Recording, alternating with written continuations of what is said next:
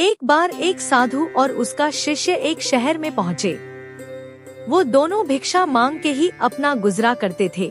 उनके पास इतने पैसे नहीं थे कि वो कहीं पर रुकने और खाने की व्यवस्था कर पाएं। साधु जैसे जैसे आगे बढ़ रहा था तो शिष्य यही सोच रहा था कि वे अवश्य ही किसी से भोजन मांगने जा रहे हैं और सोने की व्यवस्था तो किसी न किसी बगीचे में हो ही जाएगी। इसी बात को ध्यान में रखते हुए शिष्य ने कहा, यहाँ थोड़ी ही दूरी पर एक बड़ा बगीचा है, हम रात को वहाँ सो सकते हैं। खुले आकाश में साधु ने पूछा। जी गुरुजी, शिष्य ने उत्तर दिया।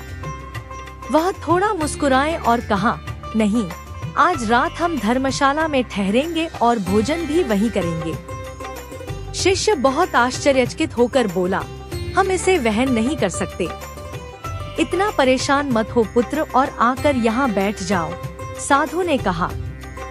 वे दोनों जमीन पर बैठ गए और साधु ने कहा, जब आप किसी भी विषय पर पूरे मन से अपना ध्यान केंद्रित करते हैं तो उसे हकीकत में बदलने की संभावना बढ़ जाती है। इतना कहते ही उन्होंने अपनी आंखें बंद कर ली और पूरी एकाग्रता के साथ ध्यान करने लगे।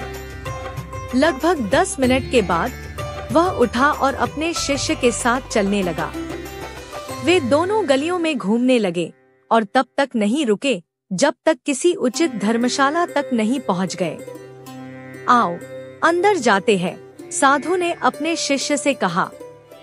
वह धर्मशाला बहुत बड़ी और आलीशान थी, जैसे कोई होटल हो, और जैसे ही उन दोनों वहां अंदर गए वैसे ही एक आदमी उनके पास आया और कहा, मैं यहाँ का मैनेजर हूँ।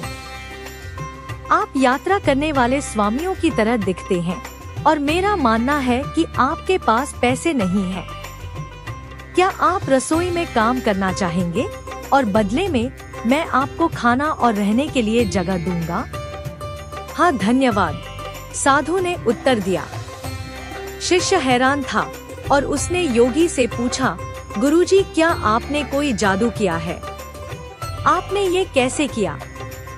साधु ने मुस्कुराते हुए कहा, मैं तुम्हें यह दिखाना चाहता था कि हमारे विचारों की शक्ति कैसे काम करती है।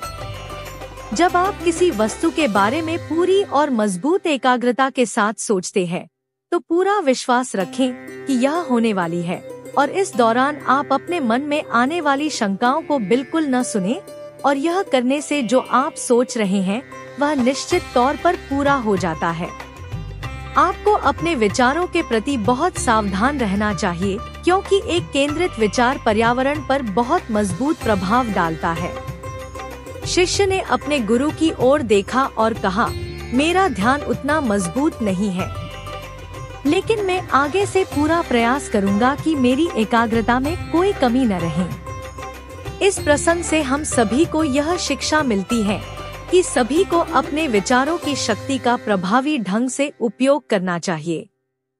यदि आप अपने मन में सदा नकारात्मक विचार ही लाएंगे तो हमेशा वही होगा, लेकिन यदि आप अपने मन और मस्तिष्क सकारात्मक विचारों का संचार करेंगे तो वो होगा जो आपके लिए उचित है।